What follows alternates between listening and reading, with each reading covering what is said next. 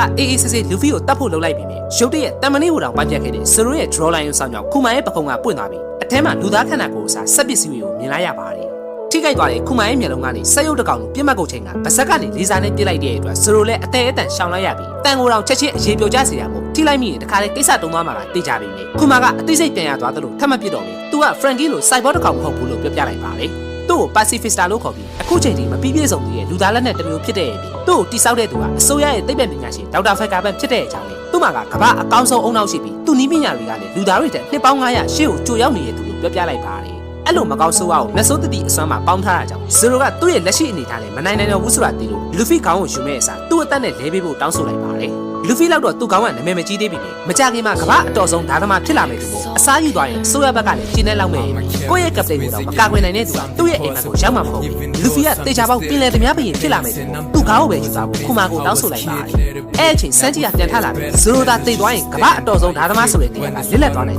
စောက်ယူမထားဘူးအခုအချိန်မှာရေတက်ကသူ့ကိုပေါ်သေးသေးထင်နေပြီမကြခင်ကောက်ရိုးထုတ်အဖွဲ့တွေမှာအန်ရဲ့အများဆုံးဖြစ်လာမယ်ဘလက်ဖူစန်းကြီးမလို့ရင်းကြီးတက်နေတဲ့ကောင်းစားသူ့အသက်ကိုပဲယူသွားလို့စန်းကြီးကဝင်ထွက်လိုက်ပါတယ်အကုန်လုံးစုပ်ပြတ်နေတဲ့အနေထားမှာတော့စတော့ရဲ့ပင်လယ်သမားကအဖွဲ့သားအချင်းချင်းအသက်ပေးကာကွယ်နေတာကိုခုမာကမြင်လိုက်ရတယ်စန်းကြီးကဇီရိုလိုသူ့ကပ်တိန်တို့အသက်ကိုပေးဖို့ဆုံးဖြတ်ထားပြီးသားဒီနေရာမှာနေချက်ချင်းတက်လိုက်ဖို့ခုမာကိုထပ်ပြောလိုက်ပါတယ်သူ့အဖွဲ့သားတွေကိုတော့ကျေးဇူးတင်နေကြတယ်နောက်ထပ်စပို့မှုတစ်ယောက်ထပ်ချလိုက်ပါဆိုပြီးတောင်းပန်လိုက်ပြီးဇီရိုကတော့လက်မခံဘူးဓာယိုးနဲ့သတိလေးအောင်ရိုက်ချလိုက်တဲ့အတွက်စန်းကြီးလည်းမတက်နိုင်တော့ဘူးဇီရိုကသူပြောတဲ့အတိုင်းလုပ်ပြီးဖို့ထပ်ပြီးတောင်းဆိုတာကြောင့်ခုမာလည်းဒီလောက်ထိတစ္ဆာရှိရဲ့အဖွဲ့သားတွေကိုဂရုမစိုက်ဘူးလူဖီကိုတတ်မယ်ဆိုသူ့ကိုယ်သူရှက်ဖို့ကောင်းနေတယ်လို့ပြောပြလိုက်ပါတယ်အဲ့ဒါကြောင့်သူ့စကားကိုသူသိမှာခဏလောက်စောင့်ကြည့်ဖို့ဇီရိုကိုသူကိုယ်တိုင်တတ်မဲ့အစားမရဲကိုပြပေးမယ်လို့ပြောပြီးဟောတီးရဲ့အစွမ်းနဲ့လူဖီကိုရီးယားနဲ့နီအောင်ဘူပါကိုထုတ်လိုက်ပြီးအဲ့ဒါကလူဖီမိုရီယာနဲ့တိုက်ပွဲတစ်လျှောက်လုံးခန်းစားခဲ့ရတဲ့နာကျင်မှုတွေဝေါ်ပန်နွမ်းတဲ့မှုတွေနဲ့ထိခိုက်မှုတွေအားလုံးဖြစ်လို့ဇီရိုသာလူဖီအစားအသက်ပေးမယ်ဆိုအဲ့ဒီနာကျင်မှုအားလုံးကိုလက်ခံရမယ်လို့ပြောပြလိုက်ပါတယ်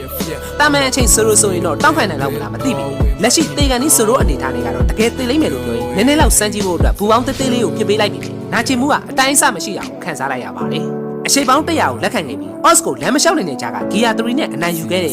Shadow အသီးပိုင်ရှင်အရေးတစ်ထောင်မိုးတွေကနင်းချေတာကိုအချက်ပေါင်းများစွာတောက်ခံခဲ့တာကိုမှအသက်မြင့်မြတ်တိုးစီရဲ့ Gear 2ရော3ရောပါပေါင်းတော့တာလို့ Luffy ရဲ့တိုက်ပွဲတစ်လျှောက်နာကျင်ရမှုတွေကအဆင့်အသက်မရှိဘူး။ဘာလူသားမဟုတ်တဲ့ဇီရိုအတွက်ဆိုရင်ကျင်းနေပါတေလောက်အောင်ခန်းစားရမှာဖြစ်ပါတယ်။ဒါပေမဲ့ဇီရိုကတော့သူ့အော်ရင်တခြားသူတွေသိမှဆိုလို့နေရာပဲပြောင်းဖို့တောင်းဆိုလိုက်ပြီးသူ့ရှေ့မှာရှိနေတဲ့ Luffy ရဲ့နာကျင်မှုတွေကိုဘာမှမစင်စားတော့ပဲပြည့်ဝင်သွားပြီးရဲ့နောက်ခုမာကလည်းဘယ်သူ့မှမတတ်တော့ဘူးဒီကျွန်းကနေပြန်ထွက်ကန် Dragon ရဲ့တာကဒီလောက်ကောင်းတဲ့တငယ်ချင်းတွေရထားရတယ်လို့ရှင်းပြလိုက်ပါတယ်။လို့နဲ့တခြားသူတွေကိုသတိရလာကြတယ်။တူတူဆဆန်တိုက်ပွဲဆက်ထားတဲ့လူဖီရဲ့ခန္ဓာကိုယ်ကလုံးဝနာကျင်မှုမရှိဘဲပေါ်ပါနေရကိုမြင်လိုက်ကြရတယ်။စန်တီကလည်းသတိရရချင်းဓာတ်တွေချလာခဲ့တဲ့ဆူရိုးကိုလိုက်ရှာတော့တနေရာအရောက်မှာတယောက်တည်းရက်နေတဲ့ဆူရိုးကိုမြင်လိုက်ရပါတယ်။ခုမှခရောက်သွားလေလို့နားကတ်သွားတော့မှဆူရိုးတကူလုံးစုပ်ပြတ်တက်နေတဲ့ပုံတွေးရိုက်နေမှာရက်နေတာကိုမြင်လိုက်ရတော့စိတ်ပူသွားတဲ့စန်တီဘာတွေဖြစ်သွားရလဲအသေးအတန်မေးလိုက်ပြီးဆူရိုးကတော့စိတ်ကိုတင်းထားရင်းနဲ့ဘာမှမဖြစ်ခဲ့ဘူးလို့ပြောလိုက်